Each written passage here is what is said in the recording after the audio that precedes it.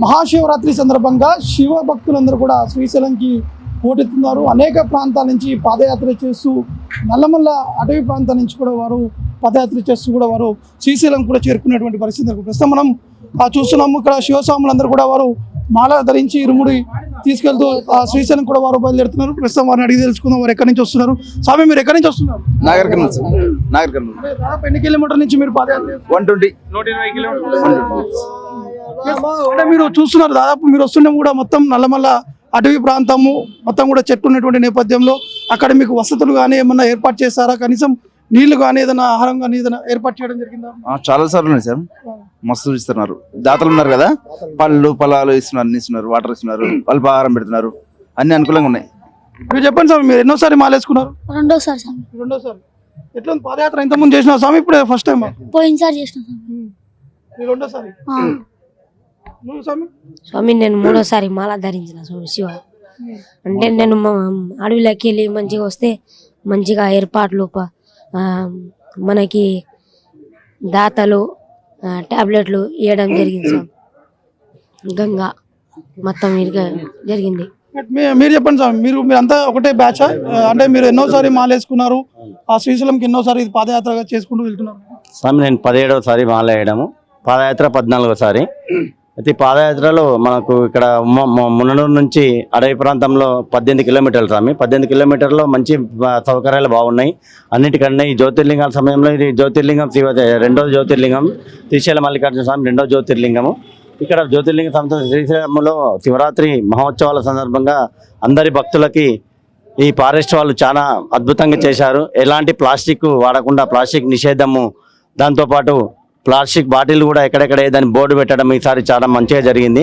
అయితే అన్నదాన కార్యక్రమాలు కూడా కొద్దిగా ఏమిటంటే ఓటవర్లపల్లి నుంచి ఇక్కడ వచ్చే సాములకు కొద్దిగా ఇబ్బందిగా ఉంది. ఎందుకంటే ప్రతిసారి ఎక్కడెక్కడ అన్నదానం పెడుతుంటే వాటర్ పెడుతుంది. మాకేంటంటే గంగా ఉంటే చాలు, నీళ్లు రావాలి, నీళ్ళు ఉంటే బాగుంటుంది.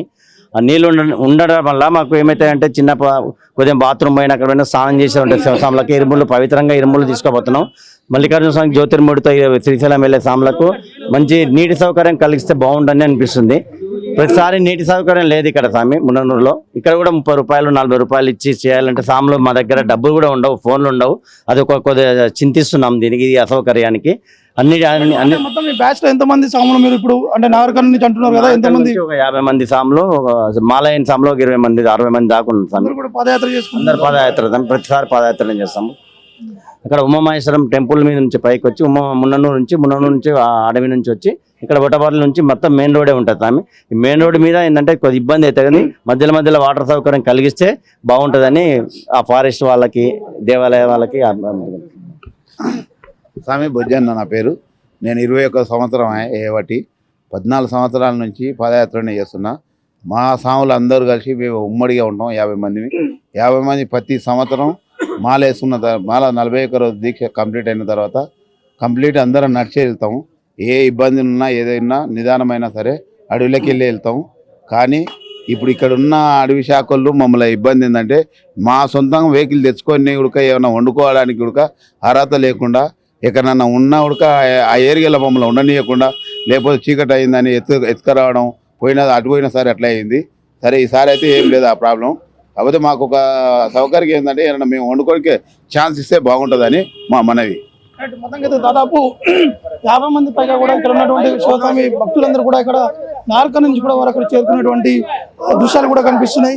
అంటే పెద్ద ఎత్తున ఏర్పాట్లు అనేది కొంత వసతులు చేపడితే బాగుంటుందని చెప్పేసి కూడా శివస్వాములు అందరూ కూడా చెప్పడం జరుగుతుంది. ఎందుకంటే అటవీ ప్రాంతం నుంచి దాదాపు 80 కిలోమీటర్ల వరకు కూడా అంతా అటవీ ప్రాంతం ఉంటుంది. అటవీ ప్రాంతాలు కొంత ఇబ్బంది అయినప్పటికీ కూడా కొంత వాటర్ వసతులు ఏర్పాటు చేస్తే బాగుంటుందని చెప్పేసి కూడా శివస్వామి కూడా చెప్పడం జరుగుతుంది. కెమెరామెన్ సునీల్తో నవీన్, నల్లమల్ల అటవీ నుంచి.